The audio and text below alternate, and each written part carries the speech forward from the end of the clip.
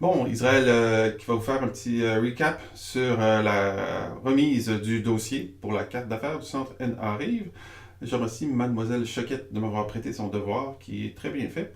Donc, on part d'ici. Et la première rangée, recto verso, recto verso, recto verso, c'est en noir et blanc. Comment est-ce que je sais si c'est du noir et blanc? Parce que dans mon aperçu des séparations, que j'obtiens dans Fenêtre aperçu des séparations, lorsque je ferme le noir, il n'y a rien qui arrive. Ça, c'est parce que j'ai ça de sélectionné. Si je clique à l'extérieur, il n'y a plus rien de sélectionné.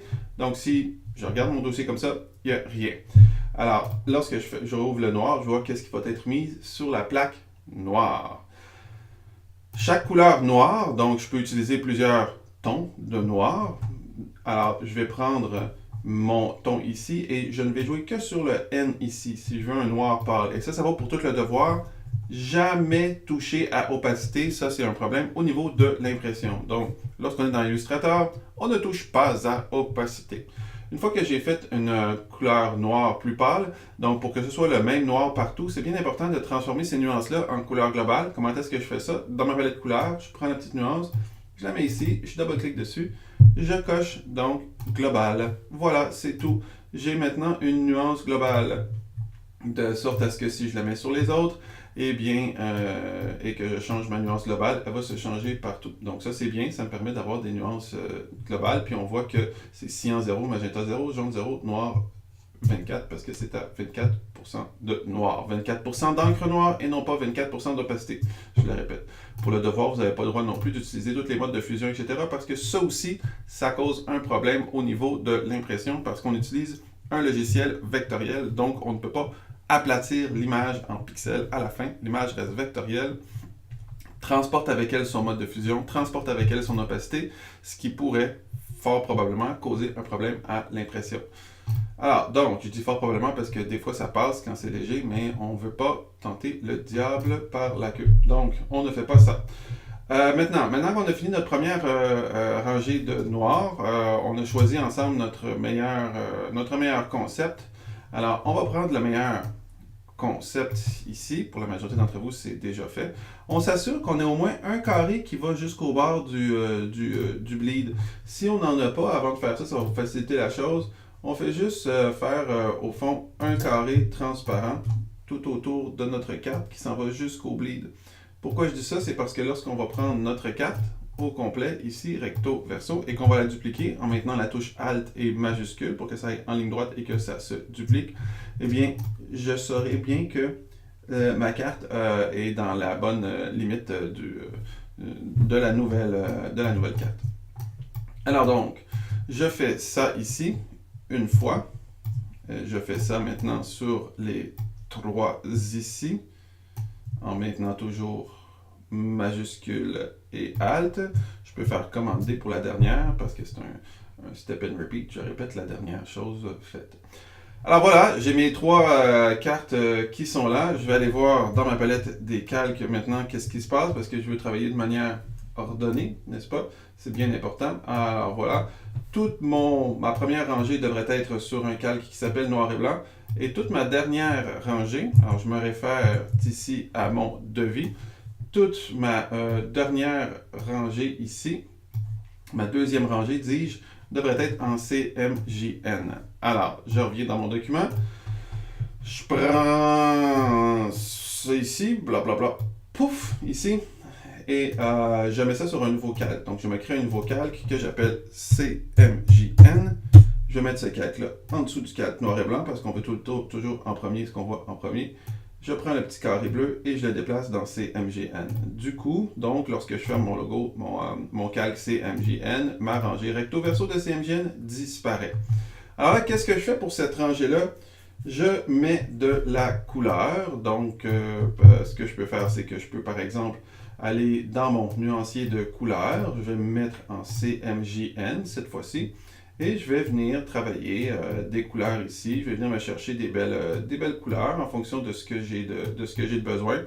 Je peux également m'aider des nuanciers Pantone, parce que dans les nuanciers Pantone, on a ici une rangée en CMJN et ça nous donne un bon aperçu de ce que ça va être à l'imprimer. OK? Donc, si on veut, on peut aller chercher des numéros CMJN dans ces échéanciers, dans ces nuanciers-là. Je saute tout de suite ici parce que je l'ai déjà fait ici.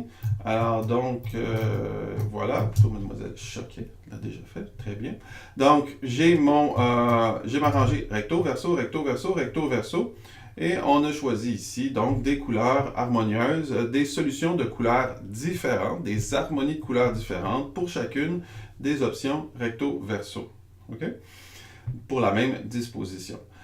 Et elles sont toutes dans un calque qui s'appelle CMJN. Alors là, qu'est-ce qui est à observer rendu ici? Je vais juste nettoyer un petit peu le dossier pour vous montrer qu'est-ce qui est à observer. Voilà. Ce qui est à observer, c'est qu'on doit ouvrir notre aperçu des séparations. Et dans l'aperçu de séparation, il ne devrait pas y avoir de pentone qui soit affiché ici. Alors, c'est déjà ça. Puisque ces solutions-là utilisent du noir, du jaune, du magenta et du cyan. Bon, cette solution-là ne devrait pas vous causer plus de problèmes que ça. C'est trois solutions, trois harmonies de couleurs différentes avec la même disposition en CMJN, et tout ça est sur un calque que j'ai appelé CMJN. Ça va jusque-là. La petite chose à éviter aussi ici, c'est encore une fois, chaque nuance doit être une nuance globale dans mon nuancier. Je ne dois jamais toucher opacité, mais plutôt jouer avec le gradateur de teinte qui est ici. Une fois que j'ai fait donc cette rangée-ci, je prends une solution ici. Je peux même prendre toutes les trois, pas de souci ici.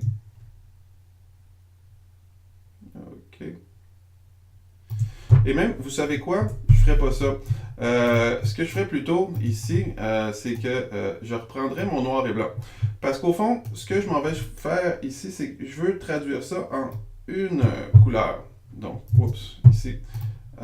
Sorry, c'est pas ça que je veux faire là. Ce que je veux faire, c'est que je vais partir de ça ici. Donc, de cette carte qui est ici, de cette carte en noir et blanc. Puis comme tantôt, je vais la copier 3 fois. Si vous êtes parti des CMJN, c'est pas un problème. C'est juste que ça va être plus facile si on part du noir et blanc.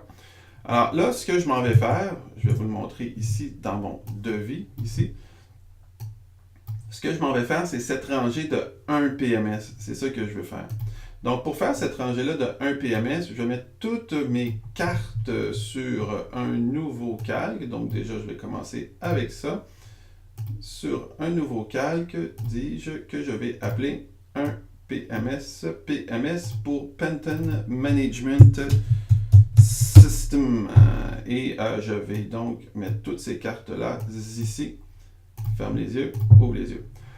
Alors, ce que je veux créer, c'est 3 harmonies de couleurs différentes, mais en utilisant seulement qu'une plaque. Mais cette fois-ci, cette plaque-là, je veux qu'elle soit une plaque de PMS. Alors là, je m'en vais à la matériothèque, je demande un nuancier Pantone, et cette fois-ci, je choisis dans la rangée des Pantones une couleur que je juge intéressante pour ma première option, une autre pour ma deuxième option et une autre pour ma troisième option.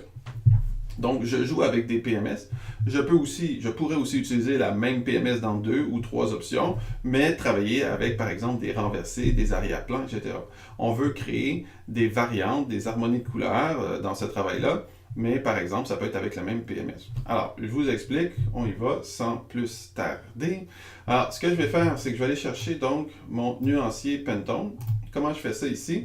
Je vais regarder sur mon pentonnier ce qui est écrit. Alors, par exemple, ici, c'est écrit College Bridge Coated, College Bridge Uncoated, série plus, Pantone. Bon.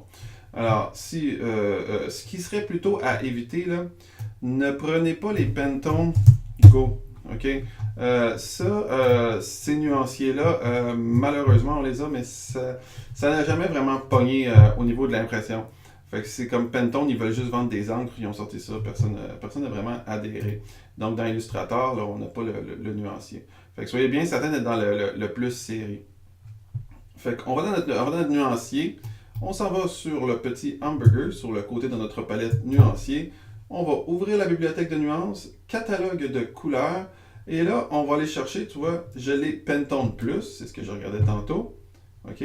Pas CMYK parce qu'on veut que ce soit une plaque. Pentone Plus Solid Coated. C'est ce que j'avais sur mon nuancier. Solid Coated parce que c'est des couleurs donc qui n'ont pas à être tramées pour créer ces teintes-là et qui peuvent être très solides, donc parce que la trame est tellement proche que c'est solide, ça, on ne voit pas la trame lorsqu'on regarde avec une loupe.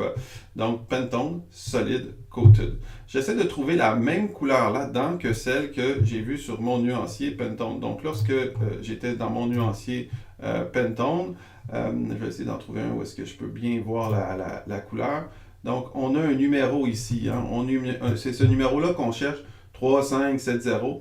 Ça va être un U si c'est uncoated, donc sur du papier qui n'est pas lustré. Ça va être un C si c'est coated.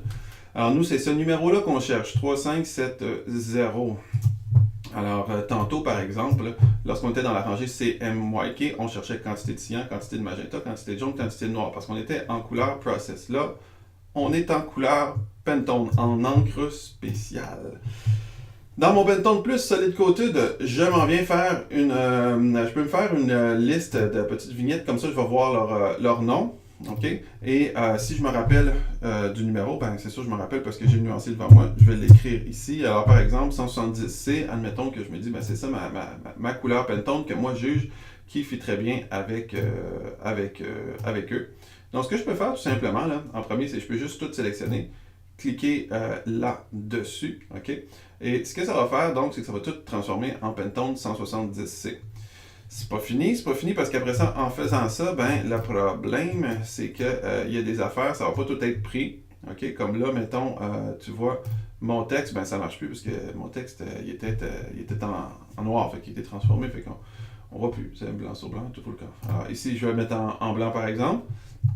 Le blanc, c'est pas une couleur, le blanc dans Illustrator, c'est une absence de couleur, donc ça s'en va vers le papier. En fait, cette couleur-là ne devrait pas s'appeler blanc, elle devrait s'appeler papier. Mais voilà, parfois ça s'appelle rien, c'est du blanc. Fait que je mets mon texte là-dessus. Fait que ça, c'est bon, OK. Puis là, gare, OK. Ce que tu vas vérifier, c'est que lorsque tu fermes ta plaque de Pentone, normalement, tu ne devrais plus rien voir. Oh, je vois ça. Oh, je vois ça. Alors là, ce que je vais faire, c'est que je vais venir travailler, par exemple, sur mon logo ici. Je peux venir prendre ma flèche blanche plus ici et aller travailler sur mes contours. Tu vois, le contour était noir. Ben, par exemple, je pourrais le mettre blanc. OK? Là, c'est vous, là, c'est ça le travail. Le travail, c'est de créer des harmonies de couleurs lorsqu'on a seulement qu'une seule couleur pour cette solution-là. Ensuite, je trouve que c'est un petit peu plate, ça, c'est un petit peu plein, tu sais, à ce niveau-ci. Donc, je vais choisir peut-être mes affaires. Je vais regarder mon logo de couleur, de quoi qu'il y a de l'air, mon logo de couleur. OK. Puis, je peux m'en inspirer ici. OK, c'était comme foncé, puis après ça allait de pâle à foncé. Fait que je vais recréer à peu près la même saturation. C'est une façon de le faire, là, tu sais. Fait qu'ici, je vais aller dans mes couleurs, je vais prendre mon remplissage, ça va être écrit Pentone, un truc, machin. Puis ensuite, ici, je vais choisir, mettons, ça en très très pâle, ça en un petit peu moins pâle, ici, et ça en quasiment 100%. Alors, du coup, j'ai quelque chose qui ressemble un peu à la saturation qu'on avait dans mon logo original. Donc, j'ai créé une harmonie de couleurs qui semble être satisfaisante.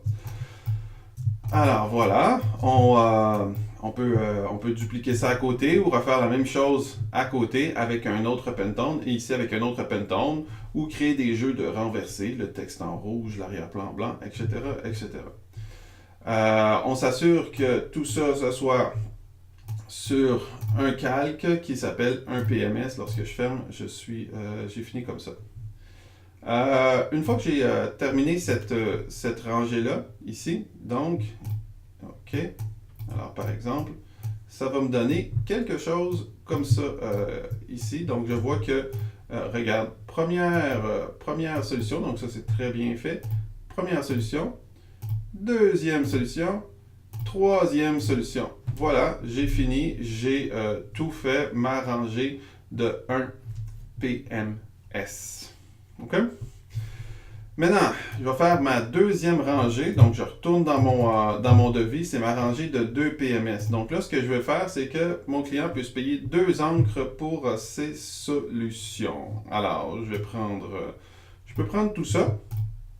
Encore, je peux partir de là. C'est une bonne idée de partir de ce qu'on vient de faire ici. Je mets ça dans un calque que je vais appeler 2 PMS. Placez vos calques dans cet ordre-là parce que c'est d'en haut en bas, donc d'en haut en bas.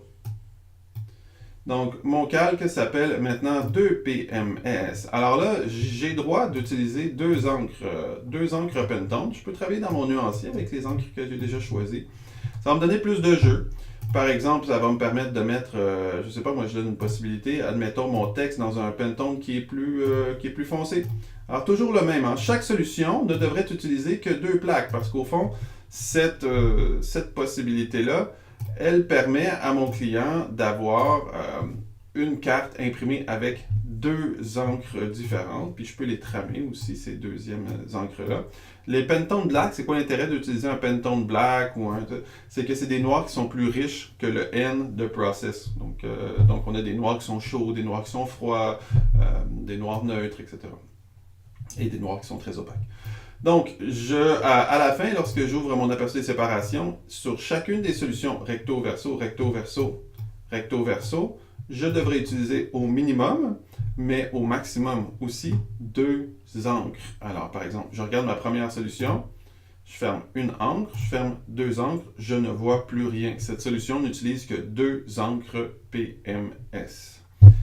Va bene. OK. Alors, maintenant, j'ai ma troisième solution, donc ma dernière solution ici. Et cette dernière solution-là, ce que ça va être, c'est que ça va être CMJN plus 1 PMS. C'est celle-ci, CMJN plus 1 PMS. Alors là, ce que ça va être, OK, où est-ce qu'on retrouve ça? Parce que peut-être vous me trouvez précieux avec mes trucs. Alors, 1 PMS, CMJN, à quoi ça sert? L'idée, c'est que souvent, notre client va avoir un logo avec un PMS particulier qui va permettre d'avoir une fiabilité absolue de la représentation de son logo, peu importe le pays, peu importe l'imprimerie. Pourquoi? Parce que l'imprimeur, lui aussi, a sa charte Pantone, puis lorsqu'il imprime, il va dire « Voilà, c'est supposé te ressembler à ça ». Ça ici, il ne va pas le garantir que CMJN ressemble à CMJN. Pantone, il peut. Pourquoi? Parce qu'il va chercher la petite bouteille de Pantone, puis il met son Pantone, puis il regarde sur son nuancier. Donc, c'est possible de créer exactement la même nuance, peu importe où on imprime. Voilà pourquoi c'est important. Alors, par exemple, pour cette dernière option, je pourrais partir de mon CMJN. Ce serait intelligent de faire ça. OK? Ça m'éviterait de tout recolorer. Je mets ça sur un calque. Donc, dis-je, fenêtre calque. C'est F7, mon raccourci pour calque. Et là, je me crée un nouveau calque que j'appelle CMJN et un PMS. Je mets tout là-dedans. OK? Et là, à date, dans ces solutions-là, j'ai juste du CMJN. Right? Fait que là, ce que je vais faire, c'est que je vais aller me chercher CMJN plus un PMS. Alors, par exemple, ce que je pourrais prendre, c'est que, tiens, je vais prendre ma flèche blanche plus, qui me permet d'aller sélectionner des éléments, même s'ils sont dans un groupe. Et je pourrais aller sélectionner tout ça. Tiens, mon lasso, ça va être le fun pour ça. Mon lasso blanc. Et là, je m'en vais dire, j'ouvre ma bibliothèque de nuances, catalogue de couleurs, Pantone Solid Coated, ici. Et je pourrais choisir le Pantone que j'attribuerais à cette compagnie-là. Bon, évidemment, je regarde sur mon nuancier avant. Ça ne sert absolument à rien de valider à l'écran. Un Pantone, il faut vraiment le voir sur son papier. Donc, je me dis, mettons, ce Pantone-là, 7596, ça va être le Pantone que, pour cette solution-là, je vais utiliser pour le logo. Donc, je vais mettre Pantone 7596, Pantone 7596. Et voilà, Pantone 7596. Voilà ma solution ici pour cette option-là, ici. Donc, lorsque j'observe cette option-là, eh bien, si je ferme l'œil de mon Pantone 7596, OK, normalement, tout le reste, si je ferme noir, cyan, magenta, jaune, j'ai plus rien ici. Donc, cette solution, recto verso, utilise CMJN et un seul pentone. Right up? OK. On fait la même affaire, on ferait la même affaire à côté, mais avec peut-être une solution de couleur différente. Ça pourrait être le même logo, mais des options des options de couleurs différentes. Tiens, regarde. Je serai paresseux pour la démonstration à l'écran. OK, je vais aller chercher ma note de passage avec ça ici. Je vais juste dupliquer ça. Soyons paresseux. Puisque le monde est dur. Voilà, par exemple, blablabla, bliouche. OK, voilà. OK, fait que là, j'ai mes trois solutions, CMJN, des harmonies de couleurs différentes. Et sur chacune des solutions, lorsque j'éteins mes plaques CMJN, je n'utilise qu'un seul PMS. Ça pourrait être des PMS différents ici. Je pourrais mettre forcé un petit peu plus ici, mais le temps file.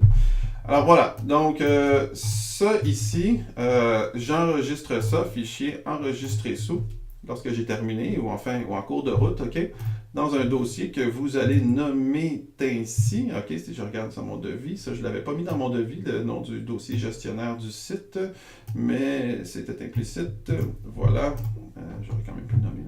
Donc sur mon bureau, nouveau dossier, OK, que je vais nommer, donc, mettons mon nom à moi, c'est Dupuis I. Et je vais le nommer comme cela. Alors ça, ce sera mon dossier gestionnaire de site, nom, prénom, 2G3, le numéro de ton groupe, c'était groupe 01, t'écris 01, et PR1 pour projet 1.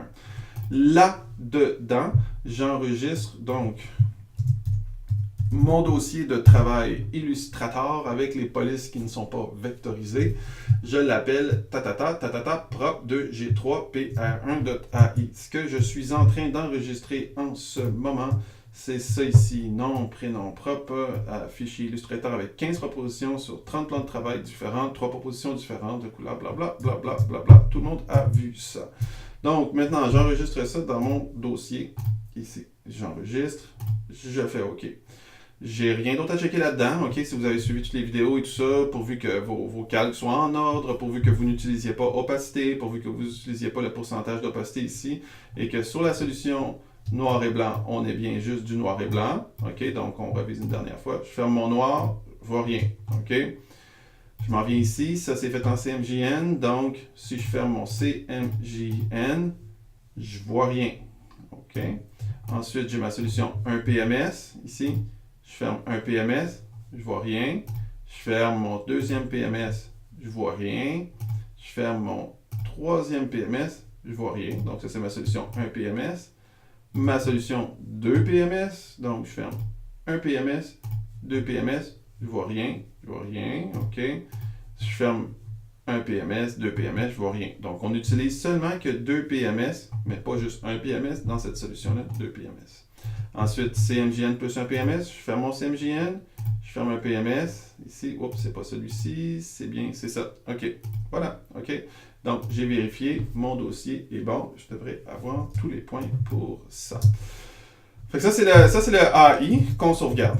Ensuite, on doit produire nos fichiers finaux. Fait que, donc, ce que je vais faire, toujours dans mon dossier propre, je peux travailler là-dedans. OK? Je vais prendre mon outil plan de travail, puis je vais supprimer ce qui était pas bon ou ce que je juge pas bon. OK? Pour ne garder que mes meilleures solutions dans chacune des options. Alors voilà, par exemple, je me dis ça, j'aime moins ça. Ça, j'aime moins ça. Fait que je supprime les plans de travail en premier. OK? Vous allez tout comprendre. Je supprime les plans de travail en premier, ici, puis dans mes solutions à la fin, tiens, mettons que ce serait ça. Ensuite, je prends ma flèche noire, bingo, bingo, et je supprime ce qui était dans les plans de travail. OK? Voilà, ça me fait un beau dossier avec 1, 2, 3, 4, 5, 6, 7, 8, 9, 10 plans de travail. Donc 5 solutions recto verso. Je peux toujours aller chercher aussi la fenêtre si je veux que ce soit un petit peu plus ordonné. Je pourrais aller réorganiser les plans de travail ici, comme ça, en ligne. Ça les place en belle ligne comme ça. C'est juste plus cute. C'est la petite fenêtre plan de travail. Réorganiser les plans de travail. Puis là, je peux les mettre en belle ligne. Bon, voilà, c'est très très beau. Maintenant, comment est-ce que je nomme ça? Je nomme ça finaux, parce que ce sont mes finaux. Donc, fichier enregistré sous, je l'appelle finaux. Qu'est-ce qu'il y avait d'autre avec ça ici? Finaux, 5 maquettes figures, 5, 7, police vectorisée. OK, Illustrator et dégradé, décomposé. Donc, finaux. OK, j'enregistre ça. Je m'assure aussi, quand je dis police vectorisée, commande A, je suis toujours dans finaux, commande A, texte vectorisé. Donc, ça fait que ma police, dans le fond, j'ai plus besoin de la loader pour voir qu'est-ce que c'est. Ma police devient un vecteur. Qu'est-ce que ça veut dire dégradé, décomposé? C'est que si j'ai utilisé des dégradés dans mon travail, bien, je dois absolument faire objet décomposé. OK? Ce que ça va faire, c'est que mes dégradés, au fond, mes dégradés vont être, ici, le gars, on va m'en faire sur un, là, juste pour le fun. Donc, objet décomposé, pas pixelisé, décomposé. OK? Check. Ça fait un petit peu des strates, mais c'est correct à l'imprimer. Ça fait plein de lignes parce que mon dégradé, il imprimera pas. Il va être décomposé au niveau du RIP lorsqu'il va être imprimé, le Raster Image Process. On verra ça plus tard dans la session. Bref, si vous utilisez des dégradés, vous devez les décomposer. OK. Fait que voici là-dessus. Donc, ça, c'est bon pour mon fichier finaux. On a compris? Finaux. Ensuite, j'ai mon finaux.ai et j'ai mon finaux.pdf. Donc ça, c'est mon fichier que je vais imprimer avec mon bleed et patati et patatras. Donc je m'assure aussi, hein, bien comme il faut, là, que mes affaires, là, lorsque j'ai du bleed, il ne faut pas que ce soit comme ça, parce qu'il faut que j'aille jusqu'à la marque de bleed, donc jusqu'à la marque de fond perdu. Ah, tu vois, ici, on ne se rend pas tout à fait. Il faut que j'aille jusqu'à la marque du fond perdu, pour être bien certain que lorsque mon imprimeur coupe, il coupe là où il y a de l'encre. Et là, je fais fichier, enregistrer sous, n'est-ce pas? Et je choisis PDF. Et là, je l'appelle finaux, blablabla, mais .pdf, c'est bien comme ça que je voulais... Non, je l'appelle print, dis-je. Donc, print.pdf. J'enregistre ça ici, enregistré en PDF. Il me manquait une option ici, je suis allé un petit peu trop vite. OK? Fichier enregistré sous. Fichier enregistré sous, dis-je. OK, print.pdf, enregistré. Il y avait juste une petite option que je voulais que vous checkiez. C'est dans repères et fonds perdus, d'avoir évidemment là, tous les repères d'impression. OK? Fait qu'on enregistre en PDF. Bien important, avec tous les repères d'impression. Du coup, lorsque je regarde mon PDF, ici, j'ai solution 1, mes traits de coupe, blablabla. Solution 2, solution 3, solution 4, solution 5, etc., etc., avec mes traits de coupe. Et tout est correct. Voilà. Puis ce qu'il faut vérifier, là, quand on vérifie ça, c'est que quand ça coupe dans de l'encre. Faut que ça coupe, puis que ce qui va jusqu'au fond perdu dépasse le trait de coupe. Okay. Alors là, j'ai bien fait mon deuxième fichier. J'ai fait mon finaux, j'ai fait mon print, j'ai fait ma proposition. Il me resterait mon mock-up à faire. Donc ça, ce que c'est évidemment, c'est le dossier qu'on va présenter à notre client. On va lui envoyer par courriel, puis on va lui dire, est-ce que tu aimes ça? Là, ce que j'ai fait. Donc pour lui montrer à notre client, on ne montre pas ça. Ça c'est pour un imprimeur, ça ne dit rien au client. Puis c'est pas toujours beau avec les traits de coupe et tout ça, c'est pas super élégant. Donc on va choisir une des solutions. OK? Par exemple, tiens, moi j'aime bien celle-ci. OK?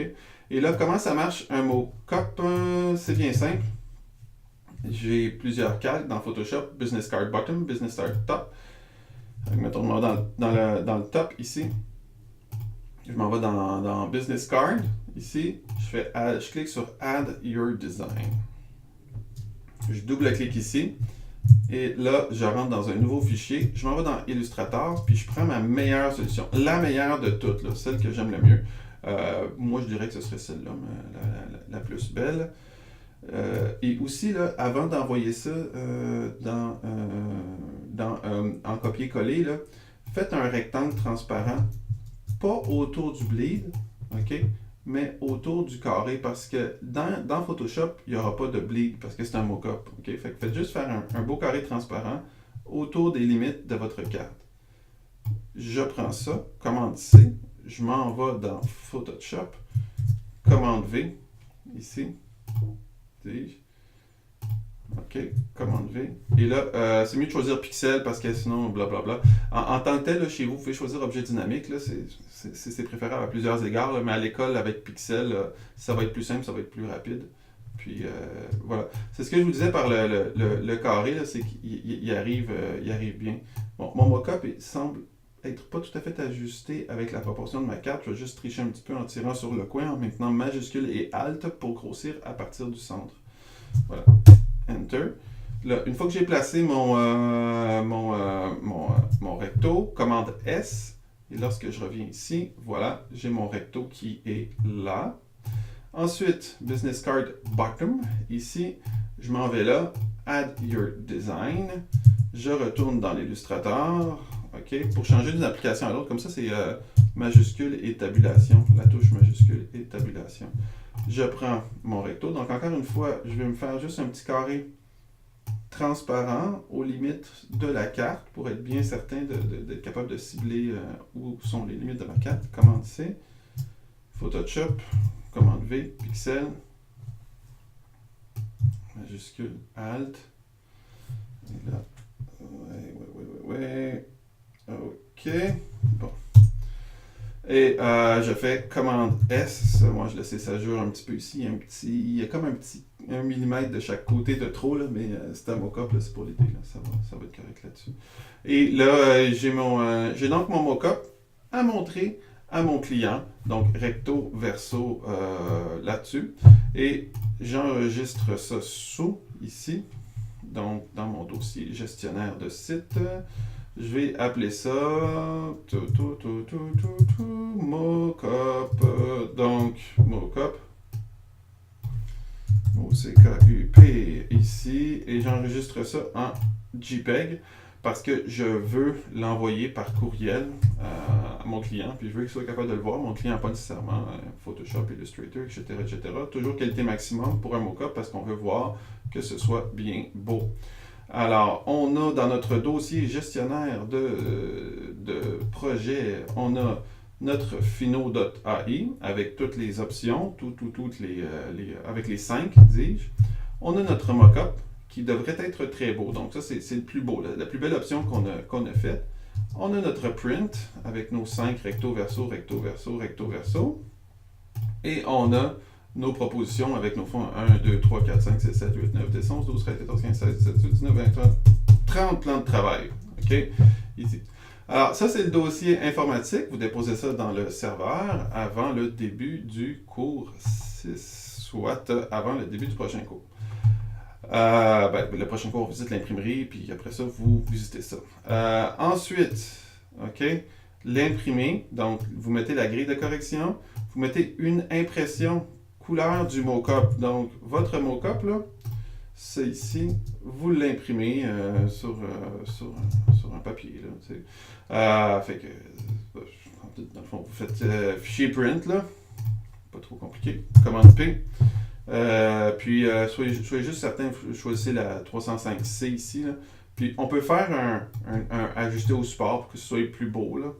Mettons. Là, ça, c'est correct.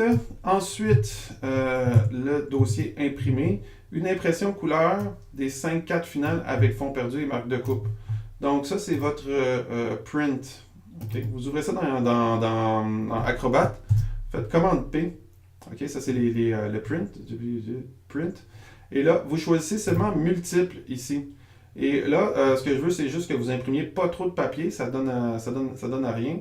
Et voilà, on peut imprimer 6 pages par feuille. 6 c'est correct. Ça me donne assez de latitude pour voir votre design. Bon, c'est pas grave si c'est pas recto verso, recto verso, recto verso, là, ça va. On fait imprimer, ça va vous donner deux feuilles. OK, donc ça, c'est la chose à imprimer. Cette chose-là, elle est à imprimer en, euh, en couleur et en noir et blanc pour que je puisse faire mes commentaires. Puis ensuite, le spécilage, donc ça, les 5 cartes là, que vous devez trouver et placer dans votre dossier de remise selon le devis spécilage qui est assez simple que j'ai pas besoin d'expliquer. Donc voilà, bonne remise, bon travail. Si vous avez des questions ou quoi que ce soit, vous pouvez m'écrire, venez me voir pendant mes disponibilités.